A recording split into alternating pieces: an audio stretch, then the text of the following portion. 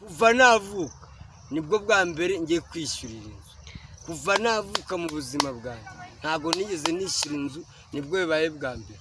Ariko mabuja anangira ikintu bita fondasiyo, nawe ngiye gufatira. None se abantu basanzwe bagushyira mu cyiciro kimwe n'icya Nzovu bavuga ngo Yakamwana na Nzovu ngo nibo bakinnyi ba filime tubona b'abantu b'imbwa cyane, ese wagira icyo basubiza gute?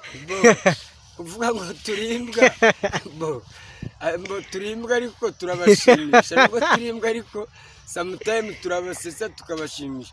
Ariko ngewe ebana ngiye gukosora mu minsi iri imbere, mugiye kujya mubona ebana kubisemo keke y'ibihumbi 40, ebana nkubisemo ikoti n'uwantumira uwo ari we wese mu bukwe nkaza ndi sumati no kubisemo ikoti na karavati.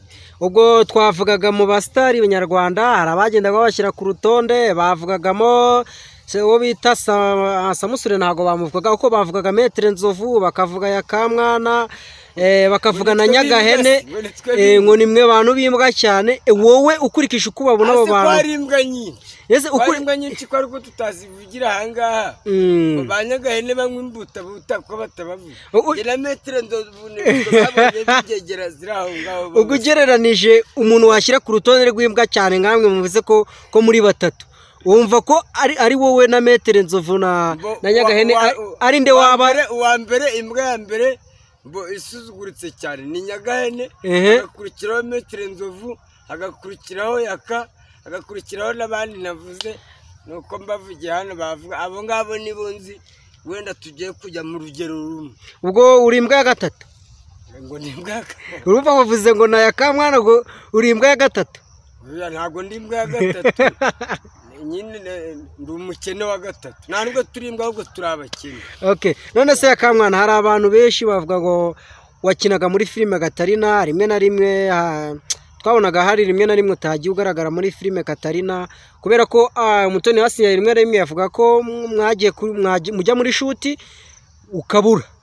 Ubu ngubu nk'umuntu ukeneye kugushyira muri filime yiwe wamubwira iki kugira ngo ejo n'ejo bundi igihe yagukenera abe yagushyira muri filime? Urumva ubuzima ugiye guhindura, abafana bawe bakwitegeho iki? Nta n'umuntu utabura, ushobora kubura ku kazi bitewe n'impamvu runaka.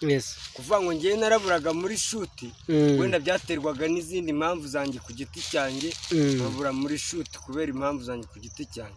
Ariko ngewe n'abantu twabanye, abantu banyinishije, nakinye muri Rwanda Paparazzi, nyina muri komedi bita Nyex, nyina muri komedi zigiye zitandukanye, mu bantu bubahiriza gahunda n'abantu banyoboye baranzi. Ninjye muntu wubahiriza amasaha. Hari n'abantu ngera kuri seti, niba bavuze ngo ni saa 2, bamwe bakaza saa 3, abandi saa 4, njye nageze kuri seti ahubwo saa 1:30. None se Yaka, sinzi niba hari